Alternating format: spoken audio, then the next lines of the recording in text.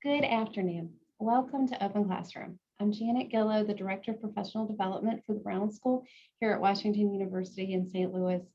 We're so happy to have you with us as part of today's program.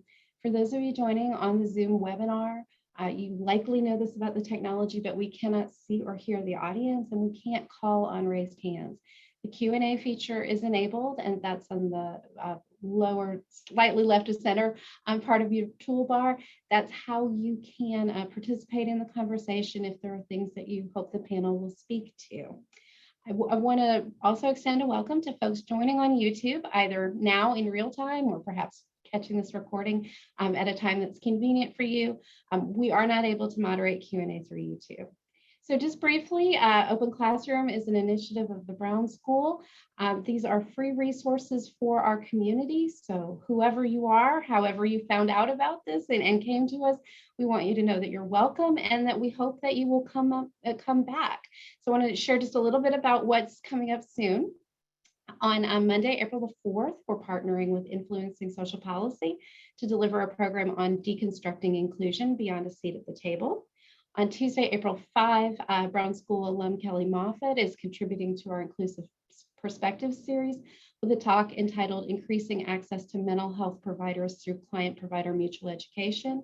And then finally, on Wednesday, April 6, we'll be featuring research done here at the Brown School, as well as Washington University School of Medicine in partnership with Special School District of St. Louis County, supporting students with intellectual and developmental disabilities during COVID-19. So always a range of topics and programs, and we hope that you will find them valuable and find something to come back for. Again, before we get started, I want to thank the Rob Lee Foundation for their support of our Advocacy and Allyship series. That helps us keep offering these programs. And I wanted to let you know we are going to be following up with a survey to the audience to find out how we did. And I also want to let you know that this audience is the most RSVPs we have had ever for a program. And to me, that is really, really encouraging that at a time when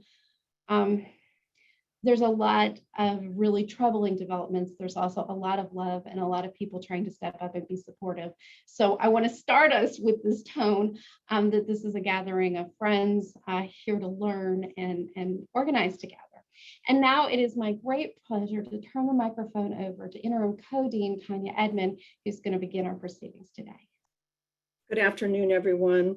I'm thrilled to see the large size of the attendance and the terrific panelists that we have assembled here, and much gratitude to Janet Gillow for her leadership in advancing open classrooms.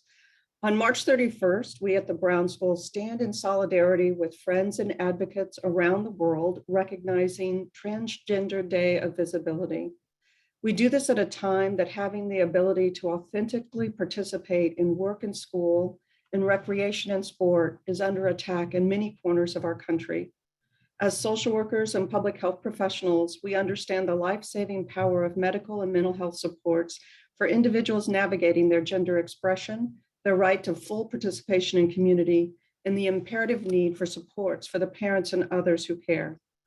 We're grateful that so many of you have chosen to gather with us today, whether you have deep and personal experience of our topic or whether you are here because you care and you want to learn more. Welcome to our virtual open classroom. To the members of our audience who identify as transgender, my message is simple. It's Transgender Day of Visibility, and we see you. It is now my great pleasure to introduce your moderator for today, who has been instrumental in bringing this event into being. Kelly Storch is a 1997 alum of our MSW program. She's a licensed clinical social worker who specializes in issues regarding gender identity exploration, family and partnership relationships, social transition, and information about medical surgical options. Kelly is a sought-after trainer for other social service professionals and the author of the Gender Identity Workbook for Kids. At the Brown School, we're tremendously proud of her achievements and contributions. Please join me in welcoming Kelly Storch. Oh my goodness, stop it. That was so sweet. All right, yes, alum. All right, welcome to Transgender Day of Visibility. I am so glad you joined us, and if you are here with an open heart and a desire to support trans youth, I welcome you and thank you for being here. A few things I want to get started off with. 3 points. 1, most important, seeing, believing, affirming, and loving people for who they are is central to their health and well-being. It's what us cisgender folks want and often take for granted. It's also simply the right thing to do if you're practicing being a good human. There are systemic efforts underway across our country right now to deprive trans youth of their right and ability to compete in sports, to access medical and mental health care, and to fully and authentically participate in their schools and communities. Some of these laws threaten the families and medical providers who care for trans kids with child abuse charges, which would result in caregivers potentially losing custody of their children and medical providers losing their licenses. We have feelings about this. Also want to speak to marginalization. It is a multi-layered and intersectional concept. The hardships of a trans and non-binary experience are even more sobering for transgender individuals of color. We tried really hard and we have a bunch of really lovely people, but I want to acknowledge that despite our efforts, we do not have the perspective of a Black or Indigenous trans person today. What we do have is a gathering of some of my very, very, very favorite people. We are all here to learn from them. I always feel really lucky to share space with you all, so thank you for agreeing to be here. I'm going to let you introduce yourself and bring you into the conversation. We'll go alphabetically by first name. So Chris, that means you. Hi, my name is Christopher Lewis. I use he, him, his pronouns. I am the medical director of our Differences of Sex Development Clinic, or intersex population at Washington University. And I am also the medical co-director with Dr. Sarah Garwood in adolescent medicine of our transgender clinic in pediatric health at Washington University. Happy to be here. Jess.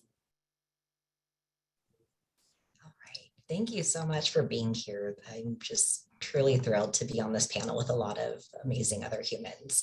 So hello, everyone. I'm Jess Jones. My pronouns are they, them.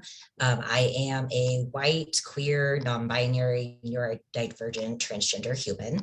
I am also the founder and director of Jess Jones Education and Consulting, where I specialize in gender affirming practices and helping businesses, schools, and organizations ensure that they are creating welcoming and inclusive environments for all. So primarily my past has been as a high school English teacher. In that time, I had some experiences as an openly queer and non-binary person. From there, I decided I wanted to make a greater and more systemic difference. So now in the work that I do, I work primarily with K-12 school districts, doing trainings and consulting, helping teachers and their leadership, ensure that we are counteracting all of these bills and politics and all of these things, and making sure that we are truly being supportive of our trans youth. So super excited to bring that lens today and to be here with you all. Thank you. Lisa. Hi, I'm Lisa Brennan. I'm the mom of Deirdre, who is an awesome transgender daughter.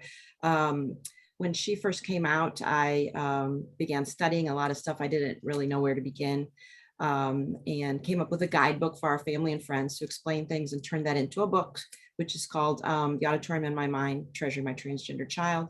I also run the support email, the national support email for trans parents. And I just stepped down as the leader of Transparent St. Louis, and Miles's mom and stepdad are now the leaders of that, still very active in that group. And I just want to say one thing: of all of you here, are like complete rock stars that totally helped me when my daughter came out, and helped her too. I mean, in all of your own ways, you helped so much. And I last night said something to her about being on this panel, and I named everyone on it, and she goes, "So why are you on the panel?"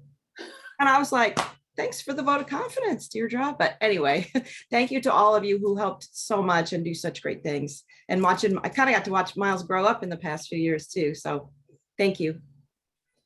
Beautiful. Thank you. Miles, it's your turn.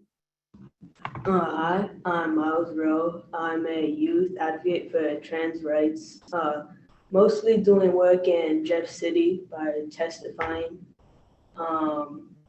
Yeah, I've been out for, I think, a couple years now. Thank you. Thank you, Miles. We're super excited you're here. That's going to leave Saya. Hi, I'm Sarah Johnson, and I am the Exiting Executive Director and one of the co-founders of the Metro Trans Umbrella Group, which is a local grassroots nonprofit dedicated to building power and providing social and emotional support for trans expansive humans 18 years of age and over.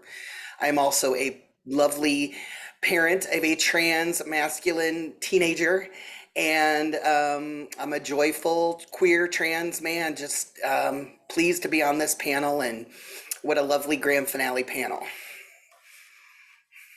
All right, thank you. I feel like we could just stop, like we could just do this the whole time. Just be like, look, it's just all the beauty and power of trans people. Let's just play for an hour. All right, but I have a job to do. So I'm gonna send out a question, then you all can just freely start to answer.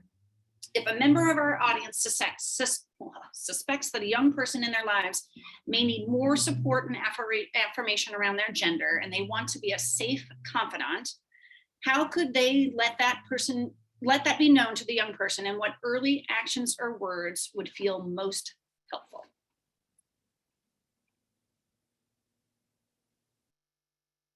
So someone identifies that there may be a gender exploring or a trans or non-binary person in their life. What could they do, say that would feel good? I'll go ahead and speak to that because I see us doing the unmute chicken. Yeah, so if you suspect that there's a young person in your life who could use some more support and affirmation around their gender identity, what not to do is, as much as you might want to shower this person in your love and support, refrain from exploding all over them.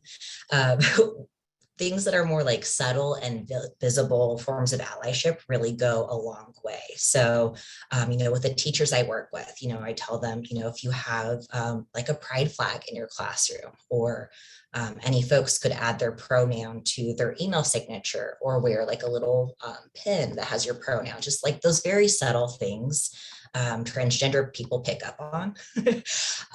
So it doesn't need to be a big display of, I'm a supportive person. Because that person's going to see that, and they're going to identify you as a safe person, and in their own time they'll probably come around to opening up to you. But know that just your presence as a visible ally is really impactful. I guess the fine print to this is, if you're noticing some mental health concerns or socio-emotional red flags, definitely pull that kid aside and see what's going on, and go a bit deeper. But otherwise, just being a visible ally, physically, social media, wherever, is truly impactful. I was gonna say another thing is, so if there's like a parent or someone who's kind of like a parental figure for a trans child, a very simple thing that you can do is just treat them how you would treat any other person. Like, for example, if it's like my stepdad and he just treats me like another like teenage boy, or like, you know what I mean? Like stuff like that, where trans people can have, the same interests as cisgender people. So if he just treats you, if he just treats me like how he would treat any other, like teenage boy, or if same thing goes for anyone else, just treating them how you would treat any other person can like go a long way. But I feel like a lot of people don't realize that. Just have a normal conversation with them, and it can really make them feel like comfortable in their own skin and really comfortable with you, just treating them the exact same way as everyone else. Miles, that was very well said. I hear it all the time in my sessions. They're like, man, why can't these adults just be chill, be cool? Just not that hard. So thank you, Miles. That was great. Anybody else? Parents of trans kids, hearing from your kids about what felt really warm or inviting or comforting or safe for your kids? Well, just speaking to kind of what Jess said too, is that after my daughter came out, I just kind of started, it seems like a little thing, but like I have the trans flag bracelet, and then the LGBT bracelet, and wearing the pronouns. Just, I think people would, young, possibly trans LGBT people would come up to me. I'd be like ordering at Panera, And I had someone just say, I really love that bracelet. And just knowing that what that meant to them, to see that that there are safe spaces out there, and the pronouns are huge. Even now, when I look at like Instagram or anything on social media, if someone has their pronouns on it, you just feel, oh, you know, it just makes you feel like this is a safe person. So I think that would go a long way with youth too.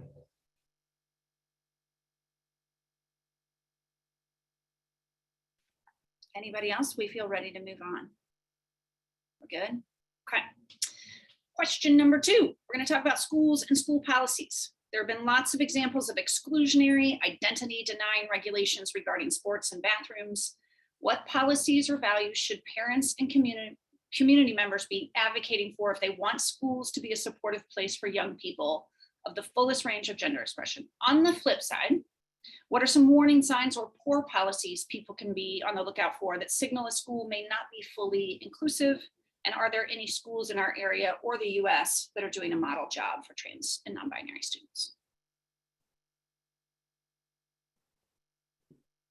I think Miles's mom and stepdad have done amazing things at your district, Miles. And I think that is what has, parents are making a big difference. I think what's different now is parents have stepped up and they're going the extra mile to talk to the schools. And I believe the schools are listening. Jess can probably speak to this more too. I believe the schools really want to learn now, at least most of them do. And just a little side anecdote, my cousin is a teacher at Missouri Baptist University. She teaches education. She teaches education majors. She's a teacher herself.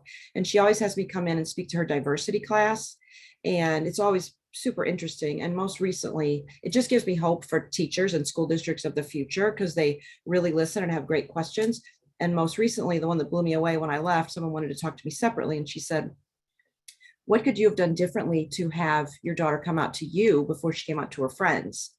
And I was lame and took it wrong. And I was like, oh, everybody comes out to their friends first, probably, blah, blah. And she goes, no, I mean, I'm about to get married. And my husband and I we want to be the ones that know first if our kid is trans, or if we want them to be able to talk to us. I just thought for future teachers, that was remarkable to me. And I left there feeling very hopeful about teachers in the future. Yeah, I was thinking, so there, schools can be very helpful, but there is like only so much they can really do. Like for example, with staff bathrooms can be great. And if that's what people feel comfortable using, then that's awesome. They should use those. But there are always issues that can come up, like that I don't think schools are really ready to deal with. Like multiple times, at least when I was in middle school and using the staff bathrooms, it can create like an uncomfortable situation if another student sees you using a staff bathroom, and then they can ask something that can be really uncomfortable and stuff like that. So I think that's another thing that should kind of be taken into consideration when like talking about bathrooms, because students should be able to use whatever bathroom they feel comfortable in, but it is a little complicated when it comes to the actual students that you go to school with. And people thinking you're using the wrong one, or just asking you questions. So that's one thing that I'm not exactly sure to fix that problem, but that I think teachers and school districts need to kind of think more about is how my other students react to a kid using a staff bathroom that's out in the open, that they can see kids going in and out of, and stuff like that. But that kids using like the bathroom that they feel most comfortable in is obviously something that should really only be talked about with the student. It's more of their decision than the schools. That's a wonderful point, Miles, about the separate is not equal. It may seem easier, but it's not better. And I'll echo exactly what Miles is saying, in that, you know, schools and really anywhere should be creating policy and procedure and protocol based on young people's self-determination and their autonomy and their ability to define for themselves who they are and how they exist in the world. You know, so to Miles's point, you know, what might feel affirming for one trans student might not feel very affirming for another. So, we as the adults really need to listen to students' needs because they know what feels good to them. I hear adults always kind of undermining, especially trans kids' understandings of themselves. But, if we listen, kids are a lot more wise than we give them credit for. In terms of warning signs of, schools and what is a safe space and what is not, I know this is not where we are at collectively, like as a region or really as a country, but really to me, lack of any policy is a warning sign. I know that I can count on one hand the number of schools in the region that had explicit policies protecting trans kids. But, this is a big area of my work where, just working with schools to make sure that we're not only putting practices in place, but also backing up those practices with policy, because we can't have practice without policy and we can't have policy without practice. They fall when we don't have those bridging together. So, we can be supportive of trans kids all day long, but, if there's an administrative turnover and there's not policy in place, I can't emphasize enough like how important having explicit protections of trans students is.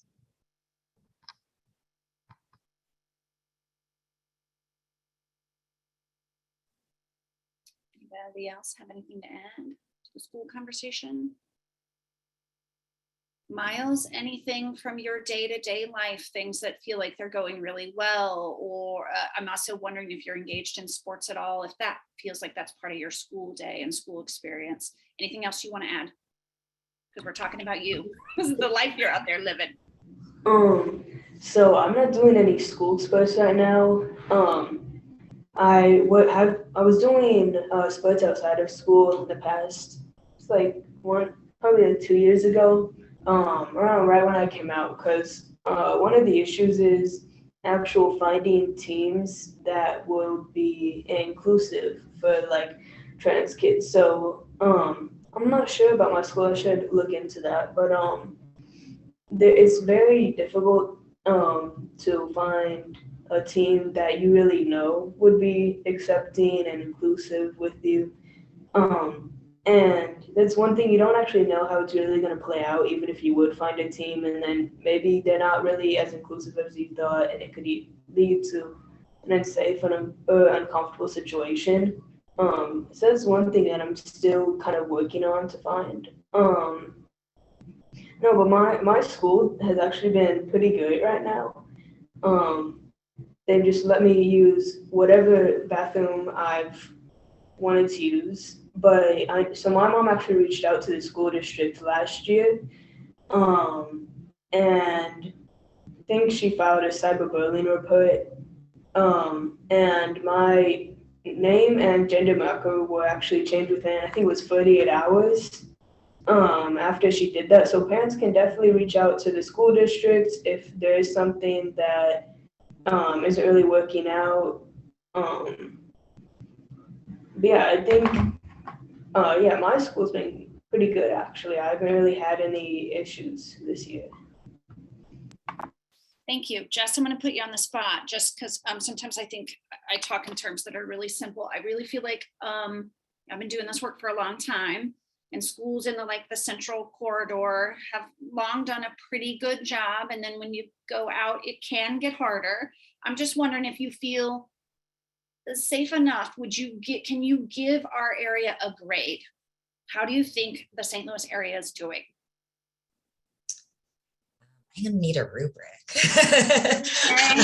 No, so I always explain it as there's kind of like two timelines that we're on. There's the timeline of we need to be doing these things today because kids are hurting and kids are being harmed. And there's also the timeline of these things take time. There's so much unlearning. There's a lot of unknowing. And, when it comes to policy and systemic change, that, it crawls. So it's, learning to hold the complexity of both of those truths at the same time. So even though I say that, not having policy is a warning sign and a bad thing, yes, but also, schools are moving in that direction. So I think if you are a parent or a family, or you're just trying to identify a safer space for trans youth, look at whether the school is taking action and growing. Because to my knowledge, like no school is doing this perfectly, and I don't mean that like in a bad way. It's that, we have this, what I kind of think of as like a collective aha moment where we're all realizing what we don't know. As someone who, went through school to be a teacher, it doesn't matter if you went to school to be an admin, counselor, teacher, like none of us were prepared to support our trans kids. So now we're realizing like, oh, we really don't know what we're doing, most folks. So, I really just, I can't sing high enough praises of the schools in the area that I'm working with, who I see every day striving to ensure that staff are trained, staff have not only the knowledge, but the skills to go into the school and be affirming when they're face to face with trans kids who are relying on them. So it's really hard to put a grade to things. I think instead of grading how perfect schools are doing, I'd probably prefer to grade them on how much they're trying and how committed they are to growth and change. So that's a non-answer. I just wanted people to have a sense if they've got a loved one and they're like scared to navigate the school systems. I have a lot of clients who are actually having really positive experiences. Extra great if they've got some support and advocacy, but. Oh, good. And it's so hard because, within, if it's a public school district, things can vary like building to building. One building might have a really supportive administrator, and, not that far down the road, there's a school that maybe needs a little more learning. And I will say a thing that I noticed is that school environment can absolutely be the game changer about whether or not we get a 12 or a 15 or 16-year-old who's coming out, living out in the light, or waiting until later. Oh, absolutely. We get plenty of 18, 19, 20-year-olds because they saw that school was not an okay place for them. So. Oh yeah, the impact of that is huge. Things from the audience. Is there anything extra to add? We've got a school nurse who's like, hey, is there something I can be doing to help? And then a question about the littles. Oh, the sweet littles, the tiny little kindergarten or early elementary school, if there's anything, a different way to support and show up for the littles.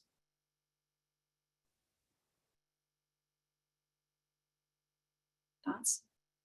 I know we can also gather some education resources for people too. So that just may be a way we get that out there. You were asking for how to support littles, Kelly, just to clarify your question. Yeah, yes, younger kids.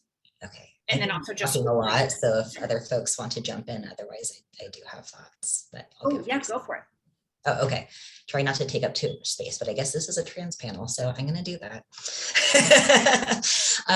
So for littles, really, we start to develop our gender identity at a much younger age than a lot of us realize. Like really around the age of 2 is what a lot of researchers have found is when kids start to be able to articulate how they exist in the world and their gender. So with the littles, I really recommend that we allow them to just explore and be kids and play dress up and play with boys' toys or girls' toys and just let them do what they're going to do. There's really so much joy in approaching child development in a way where we are following their lead and letting them explore and figure out how they exist in the world versus us telling them, these are the rules of gender and how you're supposed to exist in the world. Because, if you've ever had the privilege of watching a small group of children play in a way that's, not policing their identity or how they show up, like it is so beautiful, and for some of them, they might play around with gender expression and they turned out to be cisgender and straight, and that's great. Some of them might find that they're trans or non-binary, and that's great too. So just kind of let them play and explore. It's just what kids do. Lots of space and freedom. Yes. And then you just trust them. They're doing what they need to do. All right. Beautiful. Next question. Oh boy. There are increasing assaults on the rights of trans people across our country. Most of them currently focused on restricting rights of trans athletes and families' legal access to medical transition care for their kids. Can anyone speak to these destructive efforts and your hopes for the folks affected?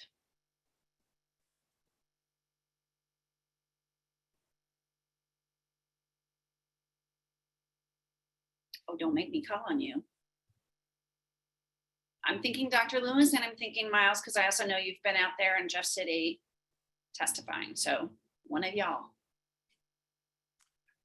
And so from my perspective, whenever we are looking at medical equality and competency, we want everyone to be able to understand the same degree of health disparities that exists amongst any population. And so if you single out or ostracize one group that is already marginalized, you're already going to be resulting in ongoing issues with competency and the ability to address the not just health needs, but psychosocial and medical and mental health needs of a community. And so when you pick on one particular community and make bills and make laws and try to make decisions for them, you're taking away their autonomy and their dignity to make those decisions themselves. And those decisions should reside within the individual and the family, if they're a minor, and in conjunction with whatever that individual support team is, whether that's a mental health provider, other persons within their community that they look upon for support, or medical providers as well. And so those decisions regarding how things should or should not move forward should really be left up to that individual. And so when bills like this are brought in, it makes people feel like there is something wrong with their ability to make the decisions, or that there's something innately wrong with who they are, or they're disordered. Even within my other population I take care of, differences of sex development, it used to be called disorders of sex development. And we don't want our patients in that community of the intersex community to feel like there is something innately wrong with them. We all need help in various aspects of our medical health, mental health, or psychosocial development. And just because some people may need help to go through various aspects of puberty, or need help with fertility, or need other aspects of their health addressed, that does not make them less valid as a human than others. And so when we decide to pick on innate characteristics and try to take them out of the equation, I think it just is going to hurt everyone. Love it. Thank you. Yeah, obviously, I agree with Dr. Lewis. But so with the sports bills, well, I feel like there are a lot of like unintended consequences that would happen with a lot of these bills that they're not necessarily thinking about. Like for example, the sports bill, they always, at least I always hear this like hypothetical situation whenever I'm in Jeff City, that all of these transgender girls are going to be 6 foot tall, super muscular, taking all of these scholarships away from these cisgender, like really petite girls, which, I mean, it's pretty unrealistic, like by itself, but also they, like, I don't know if they think about it, but it's like by doing these sports bills, they would also be taking away all scholarships for transgender girls because of a hypothetical, which obviously is not very smart. But other than the actual like negative effects of these bills, like I know 3 families that have already just moved out of Missouri because of these like this legislation, and like the amount of stress that it puts on me and my family. We've obviously thought about it. There's just so many negative things that, like, I don't know. I don't think people really think about it, like the effects that it has on these families. Thank you, Miles. And to piggyback off of what Miles just said, I have met with trainees for medical school, residency, fellowship, and faculty members who are looking for jobs in different parts of the country. And I've had applicants who have decided not to come to Missouri because of these bills being here. So it is scaring away potential great providers for not just medical, but also mental health, which are desperate needs that we have in a area of the community, area of the country that is lacking in those supports. Any other thoughts? Sayer, you have any thoughts? Well, I'd like to add that, part of a lot of what I do is organizing trans folks. And I think that that's vital. I think that transgender folks and our strong allies have got to organize. We've got to be visible, like Transgender Day of Visibility.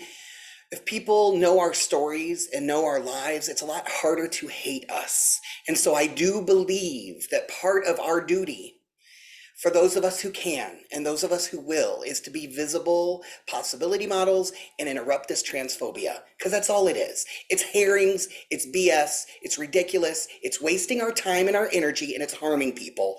So it's time to rise up and be visible and do the things that we need to do to take up space in our country, in our communities, in our cities. It's complete BS that people move away, although I am a human that lives in Illinois, because my transgender child is protected over there. And so, yeah, organize, visibility, things like this. Let's go. Preach, Sayer. Do you see why I have all the love? God, you just get on and you're like, this. Yes. Okay. Ooh, okay. Got a little excited there. Okay. Next question. A common source of fear, rejection, and delay in supports from caregivers is the concern that a young person's identity is a phase, often influenced by others or a spinoff of a mental health issue. Ooh, you imagine, I hear this a lot, and is not expected to persist into adulthood. So I'm thinking, especially for Dr. Lewis, also Sayer, because you also work with lots of trans adults. So if they're trans adults, they were little trans kiddos too.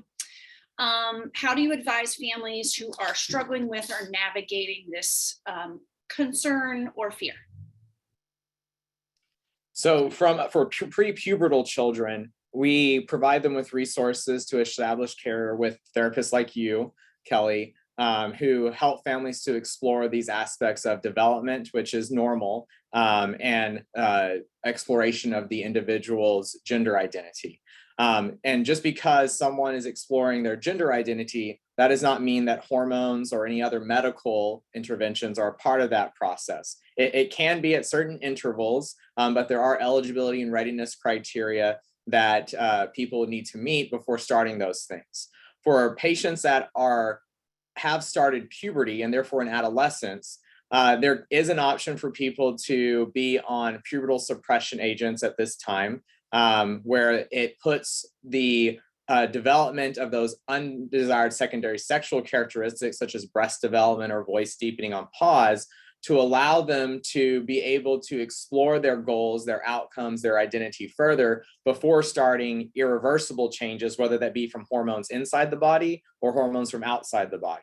And those processes for minors are not taken lightly, and they are pretty extensive. And so we require not just a strict set of eligibility and readiness criteria for starting any medical intervention, but there's a lot of steps that go into place regarding mental health support and the overall assessment of this person's ability to move forward with hormone therapy. But for the most part, whenever we are meeting with families that have a disconnect in terms of what the child feels and identifies, it's mostly just trying to meet them where they're at, understand what their fears are, what their concerns are, what their assumptions are, and to provide education and counseling for what we know to be accurate. I think the best thing that we can do to combat transphobia is going to be, as Sayer said, awareness and visibility, but also education and making sure that people understand the facts and learn what the myths are. Beautiful. I'm thinking Lisa or Sayer, either feelings as parents, or Sayer, also your capacity that you meet and love on a whole lot of adult trans folks who were also trans kids who may not have been supported. I'll jump in really quick and make a plug for Transparent, because it's a national organization, and St. Louis, when Deirdre first came out, I was just thrilled to find that St. Louis had one, and it turns out it was actually started in St. Louis by someone named Kim Hutton, who only had, I believe, 7 people at the beginning, and it's grown and grown. And so we have parents at all levels. In fact, we say that at the beginning of our mission statement. Some of us are what we feel like in crisis. Some of us have moved on to advocates. And I think it helps parents because they can come and just share how they're feeling. They can hear what other people say too. It doesn't mean, we've had people come and maybe their kid turns out not to be trans when they were young, but the fellowship and the camaraderie of those other parents makes all the difference in the world. So I think when parents have young kids, I would totally, or older kids. I was 21 when my daughter came out, and it has just made a giant difference in her story and our story. So I can't plug Transparent enough. And it's in most states. We're growing and growing. It's just it's a national organization that continues to grow. Yeah, I'm going to echo that. When I was 16 years, this is the MTUG story in like 2 minutes, 1 minute. When I was 16 years old, I came out as a lesbian to my mother. She's like, oh my God, you're a lesbian. What am I going to do? This is 1987. She takes me to my first, she's like, well, you need to meet your people. So she takes me to my first gay pride festival in Forest Park in the parking lot. She literally pulls up her car, says, get out. I'll be back in 3 hours. Go meet your people. I got out of the car. I met my people. They were very old. At least I knew I could be an old lesbian. Fast forward, I'm 38 years old. I'd never met a transgender person that I knew of for sure, not a trans man. And I go, Mom, I'm trans. And she's like, oh my God, well, I don't know what to tell you. You're going to have to meet your people. And so that's what I tell people, is to meet their people. And that's what MTUG, that's why we exist, is because of, I was lonesome. There were a few other trans folks that were lonesome. We needed community. We needed to be together. We needed that support. And so that's what I just say, is like, meet your people. And for folks that are saying, oh, trans is so popular, everybody's trans these days, BS. When I was a baby trans person, because I had to go to the library and look up anything that I could find for it to be a trans human. And there was nothing. And now everybody has one of these things in their pocket that is literally like access to the whole planet. So yeah, maybe we're more visible, but everybody has access to the whole planet in their phone. So everybody's more visible. So I don't buy that. But my main thing is just find your people. Yeah, I was gonna say, it's just not only trans people, but everybody explores their identity. It's not just gender identity, just your identity as a person. Everybody explores that at some point. But when people think that it's a phase, obviously that can happen sometimes. But I remember, so when I was around 2 years old, I just told my mom straight up, I don't feel like a girl. And obviously I didn't know what trans was then, but ever since, so I'm 15 now, and obviously it's kind of the same feeling as stayed. So I understand their fear of what if it is just a phase, what if it's a mental health thing. But for a lot of people it's not. It is real, and people, I think a lot of adults can kind of think that children don't know what they're talking about, but obviously I did. So I I don't think that anyone should really try to conform their child to anything that they're not. They should really just let them explore who they are. Because a lot of the time it's not a phase and it's real. And if you are trying to suppress that, it can make their mental health worse, which is a lot of times what they're worried about in the first place. So, yeah. So it seems like Kelly's experiencing some internet trouble, the beauties of a virtual event. Let's just try to keep the conversation going until she rejoins. I'm going to ask the panelists, Grace, for perhaps some questions that you weren't prepared to answer, but maybe you will have some thoughts, things that have come in from the audience. Let's go ahead and see if there's something that we can share while we're kind of getting back on track. So one of our audience members, Tina, was mentioning a lack of resources in rural areas, a lack of safe spaces. Technology is not our friend right now, but it might be a friend to some people in rural areas. But I would love for any of our panelists to share thoughts about if somebody is in a place where there may not be as many local places to convene, how can they still find their people and meet their people? There's an organization, well, right now, obviously it's better if people can be together in person, but there's so many Zoom things out there right now. There's an organization based in California. I wrote down the website, and it's for trans youth. It's called the Laurel Foundation, and it's laurel-foundation.org. They do camps and things for trans kids, but they also do a lot of online groups. I think it's basically for trans youth. So I think maybe if you're out in the rural areas, using your computer and your Zoom to join other organizations, and that might be a good one to look into. I'll just speak to MTUG real quick. One of our founding ideals about MTUG is social emotional support. We have support groups. During the pandemic, we pivoted to online, and we've grown exponentially. And a lot of that growth has come from rural Missourians and honestly, people within 5 surrounding states of Missouri. And so having the online technology, though it is a barrier, it's been a gift to many trans folks. I will say folks that haven't necessarily emerged in their full self, and so they're able to do it in a safer way. Humans who are on the spectrum in ways where being in a group of humans does not feel good, and they can still participate virtually, different ability needs that aren't being met, and then of course transportation. So having the online support has been super valuable with our organization. And so like one of the blessings that came out of this horrible pandemic was we have been able to better reach some of our rural friends and family because of this technology. Yeah, I know it's Oh, go ahead, Miles. I know it's the same thing with transparent. I do actually think it's like next month they are going back in person, but yeah, because of the pandemic, we were online for a while. So even if places didn't start out online, I know a couple of places that have actually switched to partially be online, and that there's definitely stuff out there that you can find. Great, thank you all for that.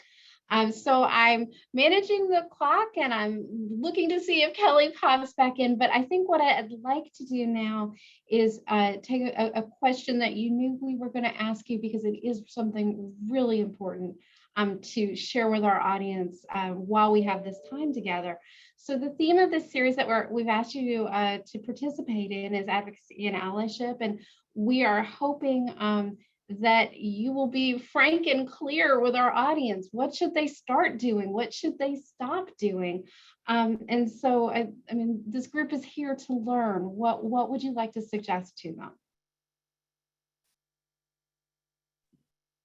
them? I would like to, well, I have a lot of things, but I'll narrow it down. One of the things that if you're talking to a family of a trans person or a trans person themselves, sometimes what I heard, we had wonderful support, wonderful friends and family support, but sometimes people would say, well, I told so-and-so about it and they support her, but they don't really agree with it.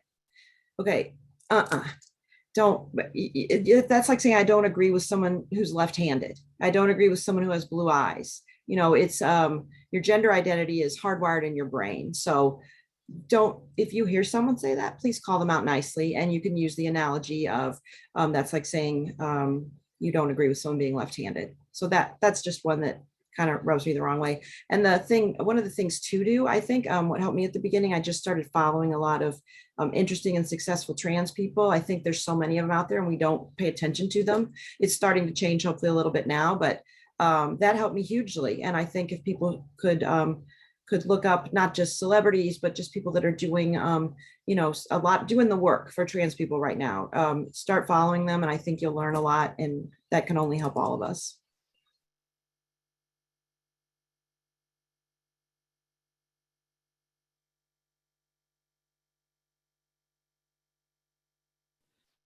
Okay. So Kelly, we started talking about what we should start doing and what we should stop doing. Lisa just answered. Can you speak? Because I'm not sure we're hearing you. Oh, yes. Okay, good. Oh my God, I'm so sorry. And I missed my favorite Sayer story. Oh, I'm the girl who let her computer die in the middle of a presentation. Oh my God, I'm winning today. Okay, I'm gonna be quiet and then I'm gonna catch up with where y'all are. Keep talking. Perfect, thank you so much.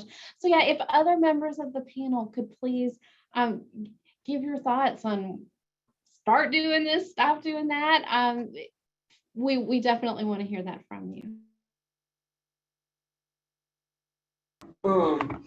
Yeah, one thing I was talking about this a little bit earlier, just like in the home. I know a couple of my friends, well, it does have like a good intention. Like if someone will come out and then their parents immediately assume that they like all of these things that like stereotypically like a trans person or just a LGBTQ person would like, when that's not like necessarily the case, and it could kind of make them feel like uncomfortable and kind of like they like stereotypical things.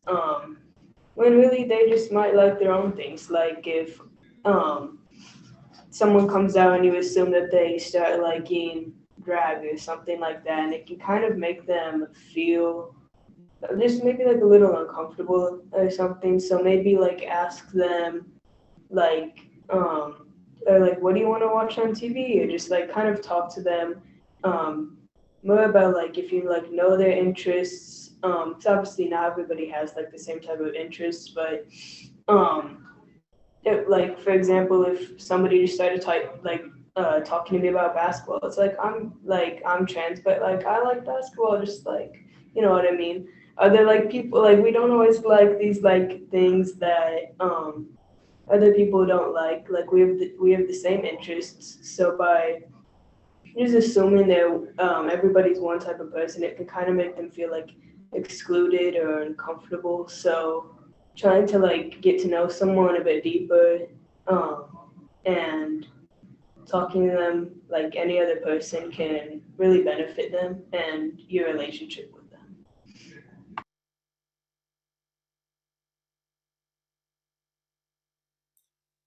I'm going to say that trans-led organizations need your time and your talent and your money. We are not well funded. We are underrepresented. We make up a very slim margin of the LGBTQIA rights movement as far as being trans-led and trans-run. We need money, we need time, we need talent. I could send you a whole list of things that you can send your good money to. One of the most fantastic Black-led trans organizations that I know of right now is Brave Space Alliance out of Chicago. They are fantastic. Of course, MTUG would love your money, but I also believe in centering BIPOC leadership at this point in the movement. And so I recommend supporting Black trans-led organizations.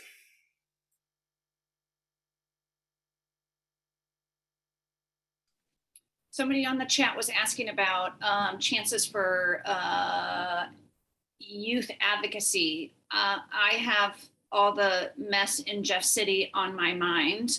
That's an easy thing. People can submit written testimony. You can drag your arses down there if you want. Other ideas about how youth or other people who care about youth can get involved in advocacy work?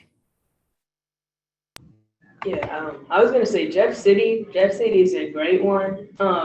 Just to keep in mind, the only real thing with Jeff City is you can hear a lot of negative things. Like I'm not someone who gets anxiety like at all. I'm like blessed with that. I am very relaxed all the time. Like I don't really take things to heart. But still, even like going to Jeff City, you can hear a lot of negative things that sometimes, your kids, you may think that they're not ready, or they may like straight up tell you like, hey, I'm not ready to do this, or I don't feel comfortable doing this. But something about Jeff City is you can submit online testimony sometimes, but that can be pretty difficult.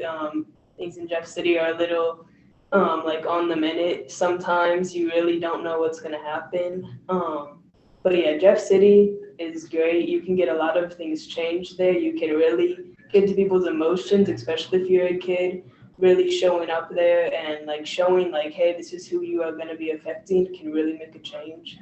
So yeah, I highly recommend if you feel comfortable and confident showing up to Jeff City. I want to thank you, Miles, because I know you're down there and I know you're showing up and I know you're doing it. And I wish you didn't have to, but we're really lucky to have people like you who are saying, hey, stop, this is crazy making. And like, can we talk about those rooms? They're full of beautiful, powerful people who oppose this. We got to get through the 2 or 3 people who are going to spit some nonsense. And then there's a whole room of people. And yes, many of them are crying because it's madness to have to go down to Jeff City and fight for your right to exist. But it is full of beautiful people who know. And we can get lost in all this rhetoric and all this 24-hour news cycle. There are so many good, powerful people who are doing the right thing. So Yeah, thank I you. was just saying, another thing with Jeff City is there is a lot of like working opportunities, if that makes sense. You can meet a lot of people who really support you there. You can have opportunities. Like last year I was in like the New York Times, like stuff like that that can really like look good and really get you connected to other people who are really in the same boat as you, and you can really like talk to and create really good friendships there. Another resource, if we can throw it on the chat, is Promo. If you want to stay in touch with what's going on in the Missouri legislature, Promo is on top of it, can shoot you out notices, and another place to throw some money or time. All right, I wanted to end with a giant love fest. If anybody wants to, right?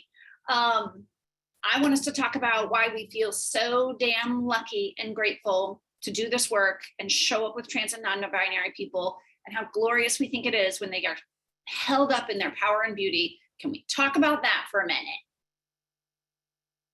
I'll start. My life is so much better because of trans folks. You know, I tell you, this may be a little problematic, but back in the day, I was like, all right, like, I'm gonna roll up my sleeves, go do this work. Ooh, I gotta know all the things, and it's gonna be hard and dark. And then I got in there and I'm like, oh, y'all are beautiful. And if I just tell you that you are loved and you got this, what is that? Gorgeous, beautiful stuff you're doing. But there is this thing about people that live through hardships. So that can be trauma, and it can be the trans and non-binary experience. Y'all can see it, the audience, you can see it in these folks. There is this like enlightenment that you just like, I feel alive when I'm hanging out with y'all. It is this pain in the experience that has led you to this like wisdom that is unmatched. I think we're all better for it. I think you're beautiful people. It's an absolute honor to love and support the heck out of trans and non-binary folks. So that's my piece. Anybody else want to throw some love? I would say the best thing that I get out of my experience is to see people flower and flourish from throughout their adolescence into adulthood, and then being able to see them, just like Miles, become advocates and leaders within their community. Being able to help support people through a variety of medical and mental health situations, and getting them access to the resources, such as many of the people in this lecture or in this presentation, and getting them the right tools to move forward with, has been probably one of the best aspects of the care that I can say from my experience. Because people come to us in all sorts of different stages of their experiences and their journey, and getting them on a path that is resulting in better health and better outcomes has been the best aspect. Yes, so can we talk about like centering trans folks, centering kids, trusting the people who love them, and just saying, I see you and I love you. And like, I got it. Like, what do you need? Let's do more of that. It is not rocket science. It is not controversial. It is not that damn hard. Yeah, and more than You just gotta show up.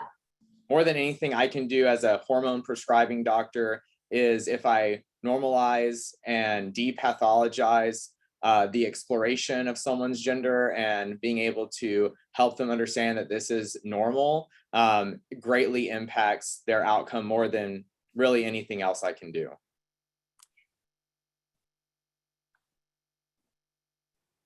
And I am putting my email address in the chat to everyone. I know that there are some questions in the Q&A that it looks like we did not get to. So if people want to hit me up, my email is in the chat field. Yeah, can we also talk about this, that there's so many providers who show up and do this it's what I say about my own work. It is so intentional and so deliberate. I didn't accidentally end up here. I love when we see those providers who are like, oh yeah, extra mile, let's do it, because I understand that this stuff super, super matters. Like, we're lucky. So thank you, Dr. Lewis. Like, we're so lucky to have you, truly. Okay, anybody else who wants to spread a little love? Oh, got like 1 minute. All the love, just all that. Jazz hands for all the love. Yes, I'd love to end on a high note. I was so fortunate to go on a queer and trans yoga retreat in Costa Rica just a couple weeks ago. That ended up being mostly trans people, like on this like resort that we had all to ourselves. And I don't know, like these conversations end up centering so much on like challenges for trans people and how bad we have it and all this. And like, yes, but also like we are so sacred. Like we have so much joy in us and in our communities. And on this retreat, like day one, I like went out at 5:30 to watch the sunrise over the ocean. And there were just all these trans people like floating in the ocean, meditating on the beach and chanting mantra and just like, while the sun was like rising behind them. And I'm like, this is what it could be if all the BS weren't here. You know, it was honestly like the most beautiful image I have seen in my entire life. So just know that that kind of beauty is there, you know, if we can fight and advocate and push back on just all the nonsense. And you're right, Jess, it is so sacred. You're right. Yes, it is so sacred. We are. Yep, you are. Oh my gosh, y'all, this was real fun. Even the 5 minutes that I like dropped out of. So many beautiful people, so much good news. So audience, I can't see you, but like go out there, figure out the next little thing you can do. It's so worth it. I love all of you. Okay, bye everyone.